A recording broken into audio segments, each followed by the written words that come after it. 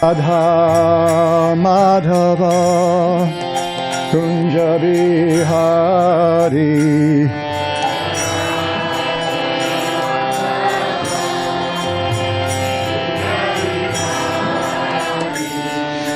Gopi Jana Vallabha Girivardhari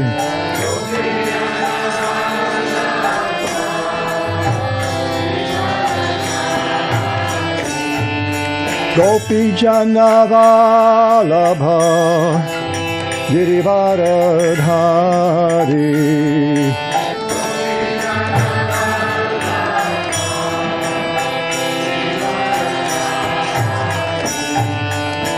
Yashodanandana Braja Janaranjana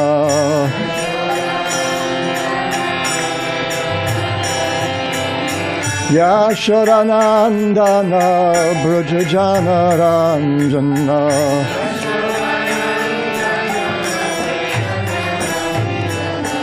Yamuna Tira Vanachari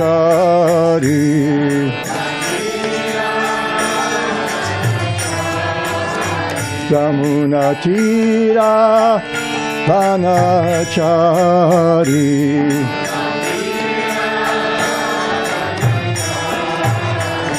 Jaya Radha Madhava Kunja Bihari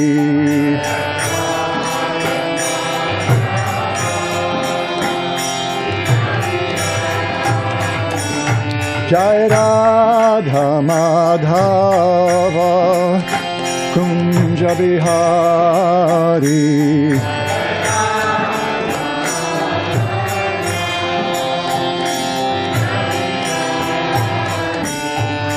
Gopi Jana Vallabha Girivardhari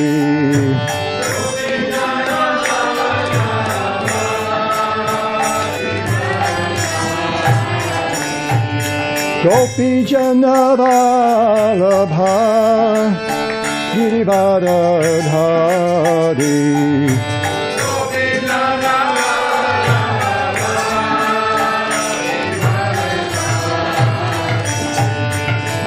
Yashodanandana Braja Janaranjana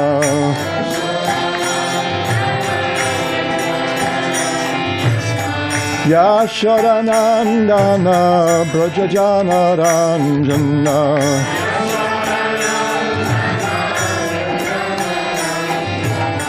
Yashodanandana Braja Janaranjana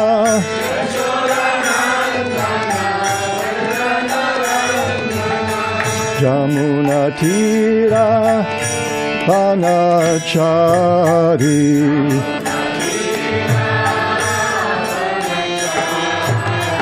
Jamuna Tira Vanachari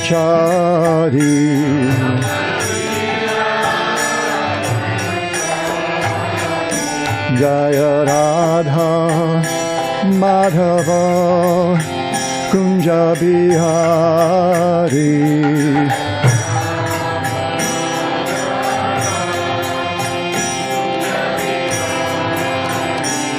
Jaya Radha Madhava Kunja Bihari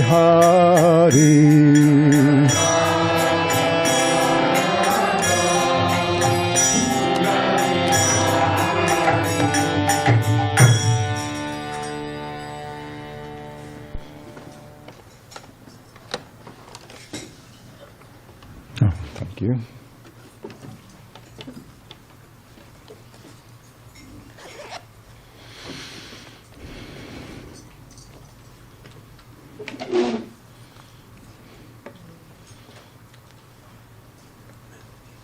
Trying to figure out familiar faces that I might not recognize anymore, any more than they recognized me. I think probably the biggest change was Vrindavan.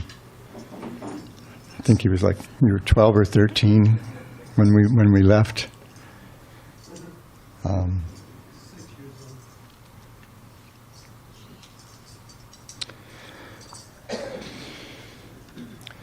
Om Jnanatimirandhasya Jnananjanashalakaya Chakshurunmilitam Jena Tasmai Shri Gurave Namaha. Mukhaṁ karoti vachalam pangum langhayate girim jatkripa tamahang mande. Shri Gurun Dinataranam. Shri Chaitanya Manobhishtam Sthapitam Yena Bhutale Svayam Rupa Kadamahyam Dadati Svapadantikam.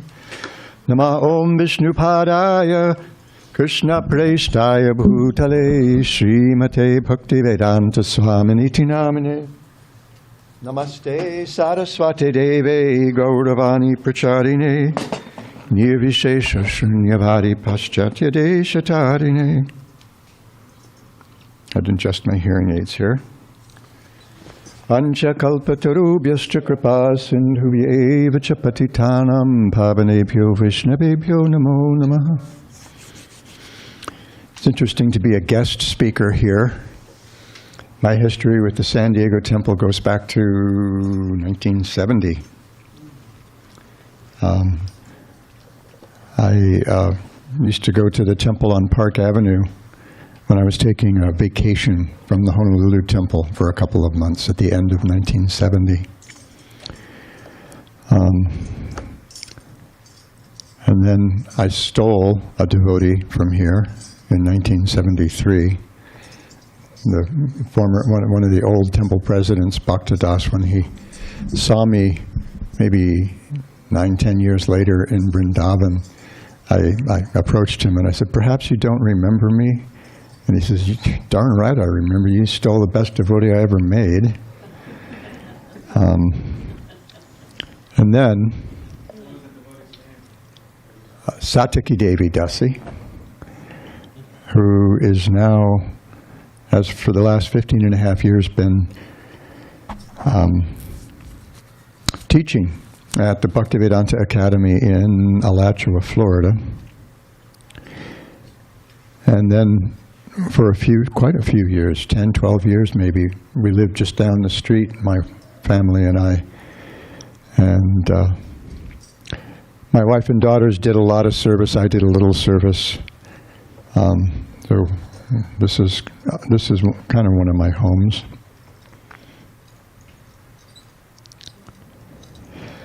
So today's kind of a warm-up for Gaura Purnima. This has been my theme since I've been here the last few days, talking about Lord Chaitanya Mahaprabhu from a couple of different angles.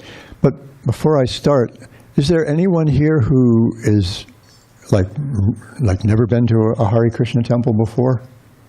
Oh, cool. Okay. Recalculate. And anyone else who's kind of new, not terribly familiar with our philosophy? Okay. All right. So it's old family and new family. Okay. So tomorrow is the Purnima, the full moon, and the full moon of this particular lunar month. Dravida, do you know the name? Where's Dravida here? Who knows the name of the name of this month? The Vedic name of this month? Anybody? I've forgotten it. Anyway, on the full moon of this particular lunar month, 537 years ago, in 1486. Falgun, there we go. Thank you.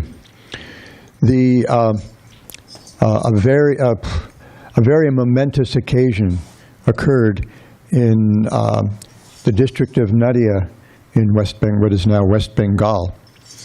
And that was the appearance of the absolute truth, the Supreme Lord Krishna, in the form of Lord Sri Krishna Chaitanya. And I've been speaking the last couple of evenings a little bit about the two purposes for which he came. One was an external purpose, and that is to teach the congregational chanting of the holy name, which is the most efficacious process for self-realization in the particular age in which we live. And we'll talk a little bit about why that is in a few minutes. and to actually introduce us to the highest forms of love of God that are practiced by Krishna's eternal associates in Vrindavan. And an internal, a personal reason was that Krishna was a little baffled during his pastimes. One appellation, one name for Krishna is Rasaraj. Rasa is a very interesting Sanskrit word. There isn't really an adequate translation for it into English. Our spiritual master, following His Divine Grace, A.C. Bhaktivedanta Swami Prabhupada, following his spiritual master, used a rather idiosyncratic usage of the word mellow. It's kind of a cool word. I've spent more hours than I can count looking for other instances of the use of the word mellow as a noun at all. And I couldn't find any. So I would have to say that it was idiosyncratic to Srila Bhakti Siddhanta Saraswati Prabhupada, our Srila Prabhupada's spiritual master. So one way to understand rasa is it's kind of what happens when love is exchanged between two personalities. Rasa. So, how did I get to rasa? Oh, Krishna is Rasaraj. Raja means king. So he's known as the king of love, the king of rasa. And when one of our devotional texts, which explains the science of Bhakti Yoga, Bhakti Rasamrita Sindhu, begins by addressing Krishna as Akhila Rasamrita Murti, which means he's the embodiment of all kinds of love. And that's discussed, it's a little technical, and that's discussed in that text, the Bhakti Rasamrita Sindhu. But as the kind of the origin, the embodiment of all kinds of love, even Krishna found himself stumped at one point, because he realized that sometimes we refer to her as a counterpart. I think sometimes we may think it's more accurate to refer to her as a counter whole. She's not really a part of him. She's like his whole being. Those of us who've been in love know about that experience. And he realized that although he's known as being expert in all kinds of love, still there's something she's experiencing that he hasn't experienced. And that is loving and serving him. He doesn't know what that's like. I don't know what it's like to take care of myself. Well, I do take care of myself, but I don't know what it's like for somebody else to take care of me, especially if it's out of affection. That stuff is all kind of bewildering to me. I think my emotional intelligence sometimes is not very well developed. And sometimes those things baffle me a little bit when folks show me affection sometimes. And I think this is probably a common experience. Sometimes we wonder, how is it possible that these people care about me like this? I mean, don't they know who I really am? Down there deep in the dark, nasty core of my heart. But perhaps they see beyond that. So this is Krishna's dilemma. It's not exactly a dilemma, but this is what perplexes him. What is it that Radharani experiences when she loves me? And when we talk about love, we're talking about activity, right? Those of us who love our partners, who love our parents, who love our children, love our friends, we know what that's like. We do things for them. That's how we express our love. We don't just say stuff. We don't just send cards on February 14th and what are those little candy hearts that we used to have to give to everybody in our class when we were in elementary school a million years ago. I don't know if they still do that. But it's actually, you do things for people, and often without being asked, often without their knowing.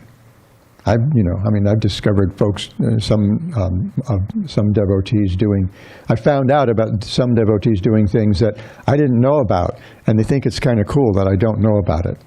I never noticed it. They were just like doing things for me, so love's an active bhakti. When we talk about bhakti, it's not just a sentiment; it's an activity. The Bhakti Rasamrita Sindhu defines bhakti as an activity, an ongoing, progressive activities of all of our senses, including our mind and our intellect, and even our ego, our will, engaging all those things in the service of our beloved, Sri Krishna. So even in our experience in the world, it's an active thing. We do stuff for our kids, right? Especially when they're infants, we do everything for them, right? Feed them, clean them, bathe them, dress them, and help them learn how to walk and how to talk and how to figure out how to use these machines that they found themselves stuck in. And of course, then when they're older, we do things for them. Sometimes when they get like teenagers, we have to do things for them that they won't ever know about, at least until they're grown up and they've realized that we're not complete idiots. There's that kind of idea in society, when I was 16, I thought my father was a complete dolt. Not only that, just an embarrassing one. I remember my parents inviting me to New York City with them when my dad would go up there on business. We lived in Washington, D.C. area. They would invite me to go with them to New York City when my dad would go up there on business, and he and my mom would go to Broadway shows. And I wanted to go to those Broadway shows, but damn it, I was 15, 16 years old. I didn't want to be seen in public with mommy and daddy. And I always regretted it. And I remember once they talked me into going to see a show in Washington. And I was just like, I was 15 years old, and it was Showboat? Was it Showboat? Old Man River? Paul Robeson singing Old Man River, yeah. And I had a blast. I had a blast. It was, and I was so happy that I went. Completely gave up all my embarrassment about being with mom and dad. So, love's that kind of active thing, and it's the same thing, when we have romantic partners, married partners, or whatever, that we're always looking for things to do for the other person. So, bhakti is an active thing. So Lord Chaitanya came to help us experience that bhakti, and he wanted to experience it himself. One lesson we get from that is that there's at least one sense in which it's more enjoyable to be a devotee of the Supreme than to be the Supreme himself, because they get to enjoy things, something that even he doesn't experience himself. So this is Lord Chaitanya's internal reason. It's a really kind of esoteric topic, and I won't touch so much on it anymore tonight. But, oh dear, okay. So I wanted to start by taking a quick look, a real quick look at parts of Lord Chaitanya's life as presented by our Guru Maharaj, His Divine Grace A.C. Bhaktivedanta Swami Prabhupada, in his introduction to one of our main spiritual texts, bhakti texts, and that is Srimad Bhagavatam, also known as the Bhagavad Purana. So, Lord Chaitanya was born, as I said, in 1486 in the district of Nadia in what's now West Bengal. And he was born to a very respectable intellectual family, religious and intellectual family. And when he was young, when he was still a boy, his older brother, Vishvarupa, under the influence of one of, we've been talking about Advaita Acharya. It was actually under the influence of Advaita Acharya that Vishvarupa decided, after hearing about Bhagavad Gita and Srimad Bhagavatam from Advaita Acharya, Vishvarupa left home and took sannyas and was never seen again.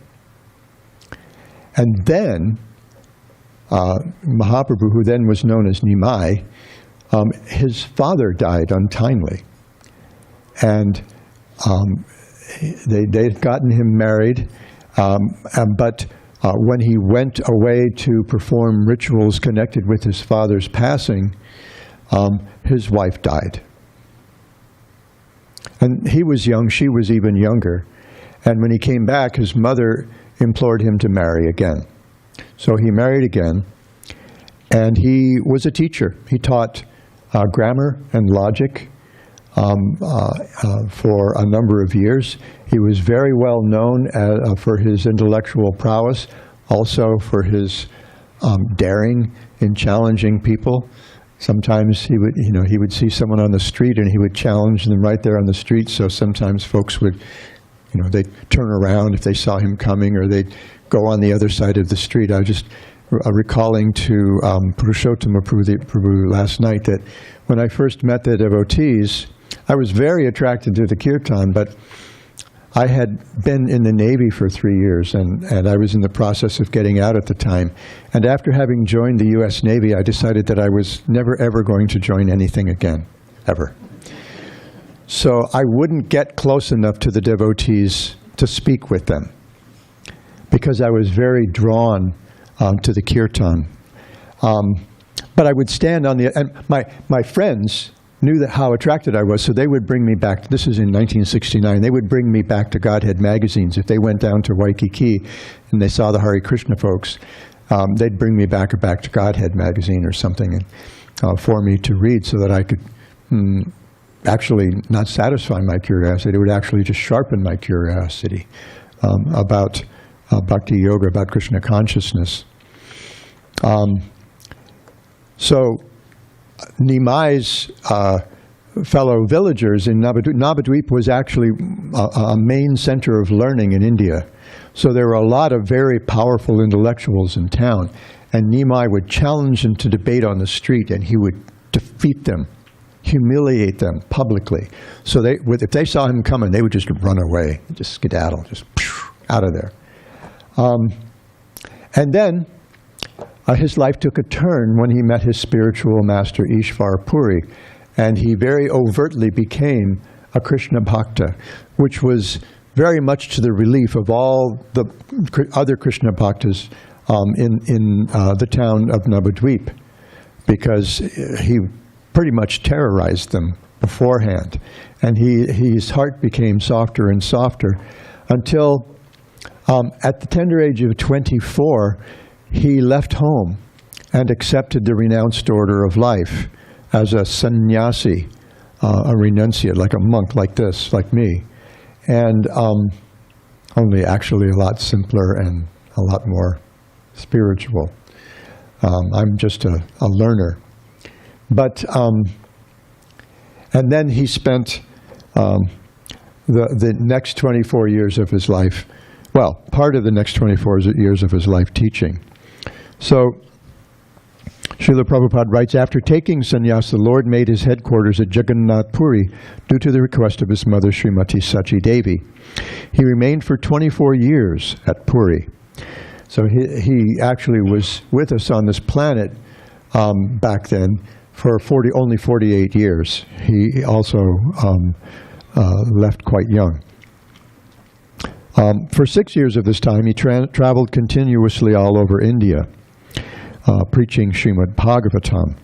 Lord Chaitanya not only preached Srimad Bhagavatam, but propagated the teachings of Bhagavad Gita as well in the most practical way. In the Bhagavad Gita, Lord Sri Krishna is depicted as the absolute personality of Godhead, and his last teachings in that great book of transcendental knowledge instruct that one should give up all the modes of religious activities and accept him as the only worshipable Lord. The Lord then assured that all his devotees would be protected from all sorts of sinful acts, and that for them there would be no cause for anxiety. He tells Arjuna at the end of his instructions of the Bhagavad Gita, in the 65th verse of the last chapter, chapter 18, in the ninth chapter we know as the most confidential knowledge.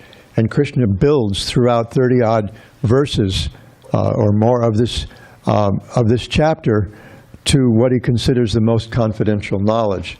And then when he gets there, at the very end of the ninth chapter, right in the middle of the Bhagavad Gita, he says, and here it is. Here's the most confidential teaching of all. Manmana bhava madbhakto madhyaji mam namaskuru. He says, engage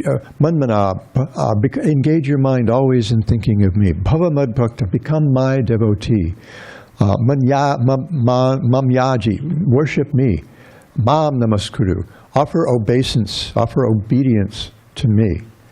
And he assures Arjuna that if you do that, you'll always be with me. And then he says the same thing at the end of the 18th chapter, right at the end of the Bhagavad Gita. And essentially what that boils down to is just love me. Right? All you need is da-da-da-da-da. Right? And then he tells us practically how to do that. He says, Sarva dharman parityajya mam ekam sharanam vraja. Aham tvang sarvapapebhyo mokshayishyami. And he says, ma shuchaha. Don't worry. Don't worry about even if there are sinful activities involved and you're giving up all sorts of other dharmas, all conventional dharma. Srimad Bhagavatam will pick up right from there and say, not only, this is a book, here's a text, not for those who've not just given up conventional dharma, but we're going to speak a little more plainly, and let's just call it what it is, cheating dharma. Kaitava dharma, Bhagavatam says. Though this is a work for those whose hearts are completely pure. How are their hearts pure? They're completely free from envy. And how is it that they're free from envy? They don't have a personal agenda because they've given up everything that's selfish, that's selfishly motivated. And Krishnadas Kaviraj in his Sri Chaitanya Charitamrita, which is a wonderful work describing Lord Chaitanya's activities in the context of presenting his teachings especially. And when he discusses that second verse of Srimad Bhagavatam, he says, what do we mean by cheating religion?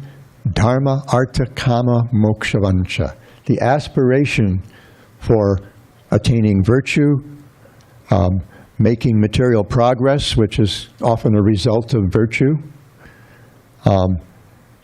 pleasure, comfort, which is often a result of getting ahead in the world. And then when we realize that that's all a big scam, moksha, wanting our freedom. Why is it cheating religion? Because it's all about me. It's about my virtue, my progress, my pleasure, and my freedom. But if you've given all that up, you've given up that personal agenda, and your life has become all about Krishna, now we've got something to talk about, the Bhagavatam says. We'll get there in a little bit, hopefully. There should be a clock there. I always, when I was teaching, I always used to be suspicious of classrooms that had a clock in the front of the room, behind the teacher. We need a clock in the back of the room so that I know what time it is, not the students.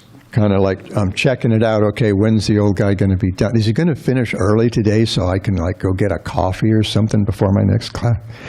So, unfortunately, despite Lord Krishna's direct order in the teachings of the Bhagavad Gita, less intelligent people misunderstand him. So I want to move on a little bit. Oh, so then there's this interesting paragraph. This is what I really wanted to make sure that I touched on. here tonight. Lord Sri Chaitanya Mahaprabhu is the self-same Lord Krishna. This time, however, he appeared as a great devotee of the Lord in order to teach the people in general, as well as religionists and philosophers, about the transcendental position of Sri Krishna, the primeval Lord and the cause of all causes. The essence of his preaching is that Lord Sri Krishna, who appeared at Brajabhumi, Vrindavan, is the son of the king of Braja, Nanda Maharaj. And that person is the Supreme Personality of Godhead and therefore worshipable by all. Vrindavan Dham is non-different from the Lord, because the name, fame, form, and place where the Lord manifests himself are all identical with the Lord as absolute knowledge. Therefore, Vrindavan Dham is as worshipable as the Lord. The highest form of transcendental worship of the Lord was exhibited by the damsels of Brajabhumi in the form of pure affection for the Lord. Pure affection to the degree that they were willing to give up everything. And I mean everything for Krishna. And Lord Chaitanya Mahaprabhu recommends this process as the most excellent mode of worship. He accepts the Srimad Bhagavat Purana as the spotless literature for understanding the Lord. And he preaches that the ultimate goal of life for all human beings is to attain the stage of prema, or love of God. Now, this paragraph is a paraphrasing of a verse that Srila Prabhupada often cited. Usually he cited parts of it.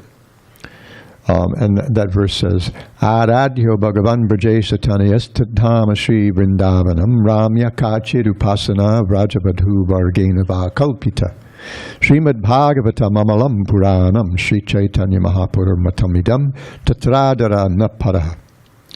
The personality of Godhead Sri Krishna, who is known as the son of the king of Brajadam, Nanda Maharaj, is the ultimate worshipful Lord of all lords. Similarly, his residential abode, namely the holy place of Vrindavan, is as much worshipable as the Lord himself. The ways of his worship may be various, but the one which was conceived by the circle of the damsels of Brajadam is unsurpassable by any other devotee. Srimad Bhagavatam Puranam is the unalloyed guidance for this purpose, approaching the worshipful Lord, and that is the sum total opinion or cultural philosophy of Sri Chaitanya Mahaprabhu. So if we wonder, how is this old spiritual culture from India, how is that relevant to us wherever we live in the world today in the 21st century? So in his preface, here we go, trying to remember all the little places I wanted to go. Oh, I want to go all the way back here to the introduction, to the preface. The first couple of paragraphs of Srila Prabhupada's preface to his presentation of Srimad Bhagavatam gives us a sense of how the Bhagavatam is relevant to us. And what this verse that I just read, which is attributed to Vishwanath Chakravarti Thakur and sometimes to Srinath Chakravarti Thakur, and I haven't actually satisfactorily researched this to see that these are just different names for the same person. But this is a verse that Prabhupada referred to frequently in his teachings. And he begins his preface to the Srimad Bhagavatam like this: we must know the present need of human society. And what is that need? Human society is no longer bounded by geographical limits to particular countries or communities. Human society is broader than in the Middle Ages, and the world tendency is toward one state or one human society. Now, please keep in mind, Srila Prabhupada wrote this in the late 50s.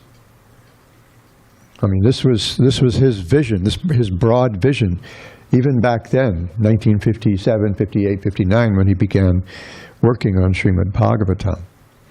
The ideals of spiritual communism, according to Srimad Bhagavatam, are based more or less on the oneness of the entire human society, nay, of the entire energy of living beings.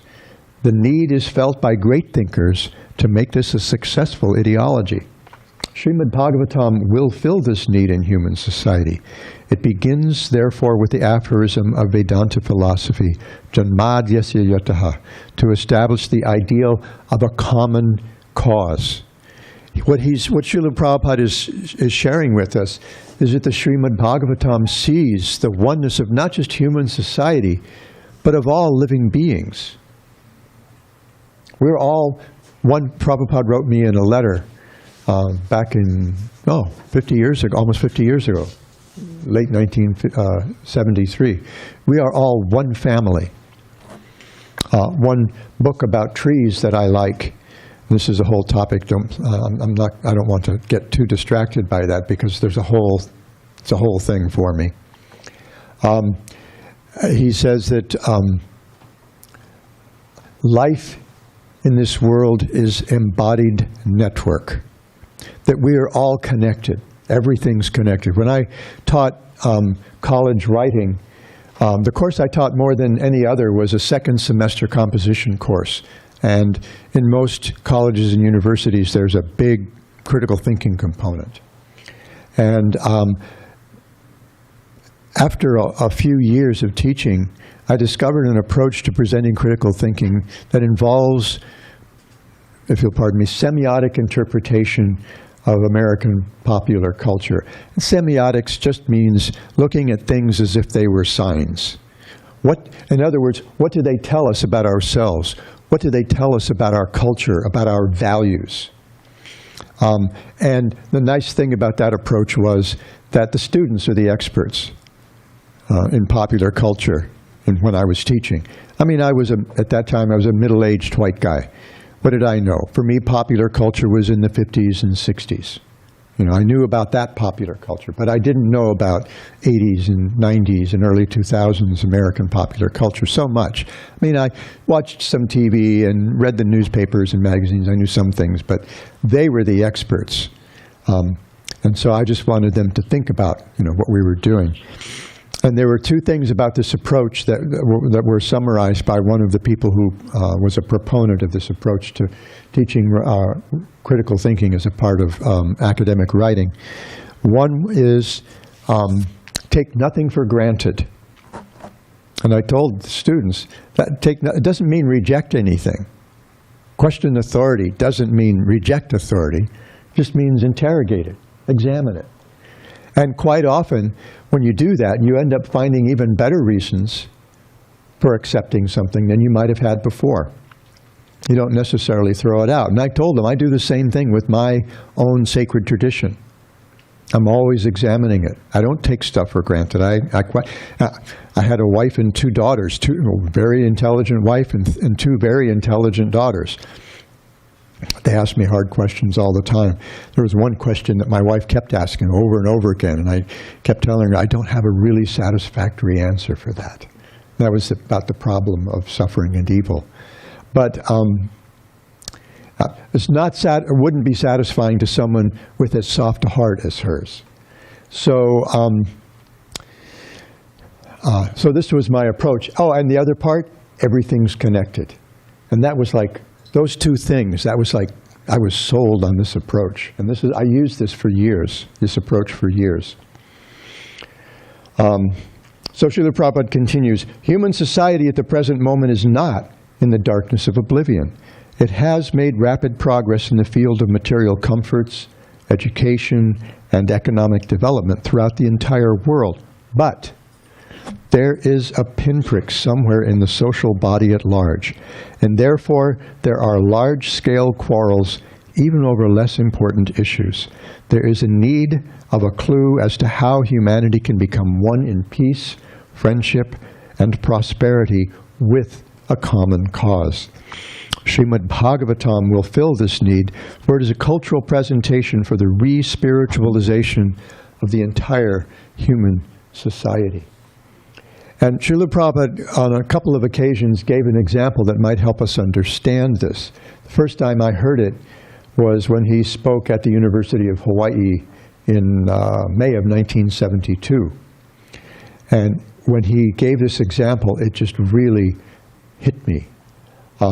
He gave the example of a pond, a pond with a very still, calm surface.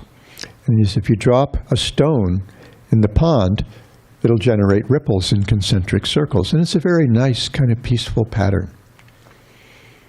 If you drop another stone somewhere else in that pond, it'll also generate ripples in concentric circles. But then those ripples will clash with the ripples from the impact of the first stone. And if you drop 3 or 4 or more or a dozen or 150 other stones, then you have a chaotic pattern on the surface of the pond. That's our situation, because we're all acting for our own self-interest. We don't have this common cause that Srimad Bhagavatam presents us with. But if we take all of those stones and we drop them on the same point, we have this constant pattern of concentric circles radiating from that one point. Very harmonious, very peaceful thing. So this is the kind of society that Srimad Bhagavatam presents. And we can see at the very end of the Srimad Bhagavatam just exactly what it is that can help bring about that kind of society, a society in which everyone works for that common cause. So I'll read the last few verses of the Srimad Bhagavatam. Because of time, I'll just read except for the last verse, I'll just read the translations. So this is Sutta Goswami speaking. He says, Srimad Bhagavatam is the spotless Purana. It is most dear to the Vaishnavas because it describes pure and the pure and supreme knowledge of the Paramahamsas. Paramahamsas are the topmost, the most realized spiritual personalities, like swans. Srimad Bhagavatam reveals the means for becoming free from all material work, together with the processes of transcendental knowledge, renunciation, and devotion. Anyone who seriously tries to understand Srimad Bhagavatam, who properly hears and chants it with devotion, becomes completely liberated. And then he says, I meditate upon that pure and spotless supreme absolute truth who is free from suffering and death, and who in the beginning personally revealed this incomparable torchlight of knowledge to Brahma. He's talking about Krishna. Brahma then spoke it to the sage Narada, who narrated it to Krishna Dvaipayana Vyas. Srila Vyasadeva revealed this Bhagavatam to the greatest of sages, Shukadev Goswami, who happened to be his son. And Shukadev mercifully spoke it to Maharaj Parikshit. And this is the kind of the setting of the Bhagavatam that we see at the very beginning. There's kind of a traumatic incident in Maharaj Parikshit's life, and he walks away from his kingdom and sits down to meditate on what is the ultimate need of a human being. As my friend Kusha, who actually met the devotees the same night as I did at a Jimi Hendrix concert in Honolulu in 1969, and who moved in to the temple in Honolulu on the same day. She and I moved in on the same. We didn't know each other until that day. She likes to say, I'll always give her the cue, Kusha. And the question is, what is the need of a person who is about to die? So, and then, it says, we offer our obeisances to, this is a nice verse, because it has names of Krishna in it. Namatasmai bhagavate vasudevaya sakshine ya idam kripaya kosmai vyachachakshe mumukshave. He says, we offer our obeisances to the Supreme Personality of Godhead, Lord Vasudeva, another name for Krishna, the all-pervading witness who mercifully explained this science to Brahma when he anxiously desired salvation. I offer my humble obeisances to Sri Sukadeva Goswami, the best of the mystic sages and personal manifestation of the Absolute Truth.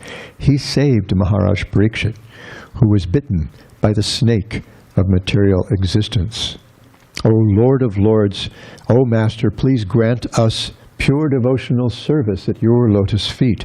And then the very last verse of the Srimad Bhagavatam, quite striking, says, Nama Sankirtanam Yasya Sarva Papa Pranashanam Pranamo Dukkha Samanas Tam Namani Harim Param. I offer my respectful obeisances to the Supreme Lord, Hari, the congregational chanting of whose holy names destroys all sinful reactions, and the offering of obeisances unto whom relieves all material suffering. But there's a further effect of that congregational chanting of the holy names of the Absolute Truth, and that is that it awakens, progressively awakens that prema, that love of Godhead, in the hearts of those who practice it. And the more assiduously, the more seriously we take to that practice, the more that love arises in our heart, and the more we become part of that struggle for a common cause. So what happened to me back in 1969 and 1970 was I started reading Bhagavad Gita under the guidance of the devotees, something that I had a text that I had wanted to understand since I was a teenager and couldn't penetrate. And then I started reading Srimad Bhagavatam. And when I started reading Srimad Bhagavatam, there's a passage in his commentary on that second verse that talks about cheating religion and pureness of purity of heart, where Srila Prabhupada talks about how our society is in chaos because everyone's competing with everybody else for whatever, whatever it is. He says, but the transcendental devotees of the Lord, not only are they not competing for the resources of material nature, for name, fame, money, girls, whatever, waves. I remember even back then, when I would go surfing, we would be out there and guys would be paddling around in their boards looking for the best spot and kind of like looking around to see if anybody else was checking out where they were going. And I thought, God, we're like predators out here, and we're checking to make sure that nobody else is going to get my prey, the next wave that comes along that's good. And it was very, and even then it was very competitive. There are places, a lot of those places I wouldn't even go out nowadays. First of all, because I'm an old guy, and the young guys would just want to take one look at me, and, I would be the object of their fist. Although I used to go bodyboarding at Big Rock in La Jolla when I lived here.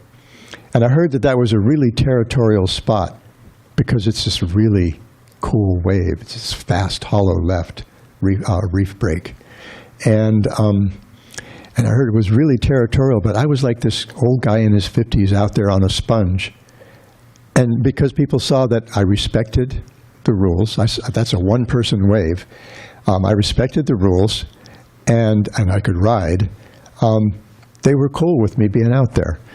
But I wouldn't, there are places I wouldn't go out nowadays. You see videos of people surfing at double and triple overhead pipeline, and it's like this insane crowd scene, and I'm just like, it's like a death wish to paddle out there for most people. So this is our situation in the material world. But Srila Prabhupada says not only do the devotees not compete for anything with anyone else, but they actually strive to create a competition-less society with God at the center. And when I read that sentence, it just changed me. I mean, that was it. I was done. I knew that I had found the revolution that we'd been looking for in the 60s, and I was in, all in. And that's when I gave up everything else and started trying to follow the gopis and giving up everything for Krishna. So this is the teaching of Lord Chaitanya Mahaprabhu. This verse that I referred to refers to this as the treasure that Lord Chaitanya gives to us. The work that it's found in is called something like the treasure chest of Lord Chaitanya's teachings or something. And they're all summed up in this verse. He says, beyond these four things, this is the whole of Lord Chaitanya's teachings. He's teaching something beyond these four things, Dharma, Artha, Kama, and Moksha. These are called the four Purusharthas. These are the four goals, the four great values of human life.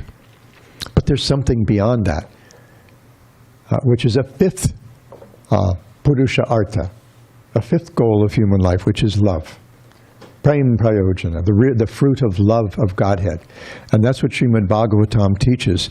And what Lord Chaitanya taught us is that the easiest way to realize this is by just what we do here, congregational chanting of the Lord's holy names. Sorry for the length. This is how I end every talk practically, by apologizing for my long-windedness. In the couple of minutes that we have, does anybody have anything to add? Any comments or any questions? Something that wasn't clear? Or what? Yes. Thank you, Prabhu. Thank you, Prabhu Ashram. That was a very wonderful class. My question is, you had mentioned that the pursuit of virtues, and I find that a little bewildering because I would think that it would be a noble thing to seek humility or patience or those type of virtues.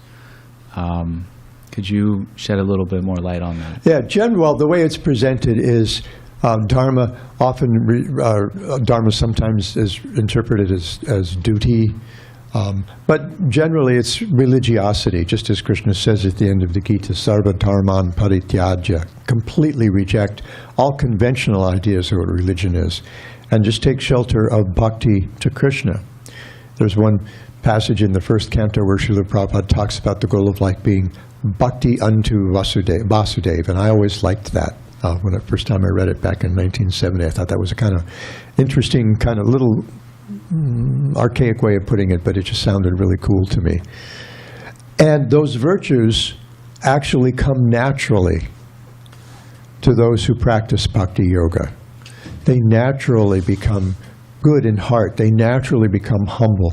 They naturally become generous. We were just reading that in this morning's talk about Narada Muni, one of the teachers who was mentioned in these last verses, one of the great teachers of bhakti yoga, that his heart was so good that he had no envy, and he was being completely vilified by his father-in-law. He was being rhetorically ripped to shreds by his father-in-law and cursed. No, not by his father-in-law. By Lord Shiva's father-in-law, Daksha. Narada Muni was actually he was actually cursed by Daksha. There's a whole story behind that, and I don't have time. But it seemed appropriate to Daksha at the time to curse him, because basically he had talked his great number of two sets of great numbers of sons who were meant to propagate humans on the earth. He talked them into becoming celibate meditators, going off into the forest or into the mountains and something to meditate, and forget family life altogether. And Daksha, the second time it happened, Daksha just snapped, and he ripped into Narada Muni, and he cursed him that he would never be able to stay anywhere for very long. He would have to be constantly on the move. And Narada Muni just let him go. And his idea was, if I let him vent it all, let him get it all out, then he'll settle down. And then maybe there'll be a teachable moment. He'll be able to hear about bhakti yoga. And in the meantime, regarding the curse, he said, cool, fine, I'll take it. And because of that, Narada Muni is constantly traveling throughout the cosmos, teaching bhakti yoga. So those virtues come as a matter of course, almost as side effects of bhakti, and they arise naturally. So they're not something that we have to strive for so that we can get ahead in the world. They come naturally as a result of our devotion. And we may or may not get ahead in the world. We may or may not be comfortable, but that's the case anyway. As I mentioned this morning, I've known people with PhDs from prestigious universities whose lives didn't go quite as they expected. May not be doing so well at different times of their lives. But we know other people who amassed great fortunes and all of a sudden got broke. A lot of people investing in these different cryptocurrencies, which had no value anyway to begin with. And everybody really knew that, They knew, went in knowing it was a scam, but they were hoping they would be able to, and some of them did. It's like any Ponzi scheme, right? Any pyramid scheme. Some people make out. Most people lose big time.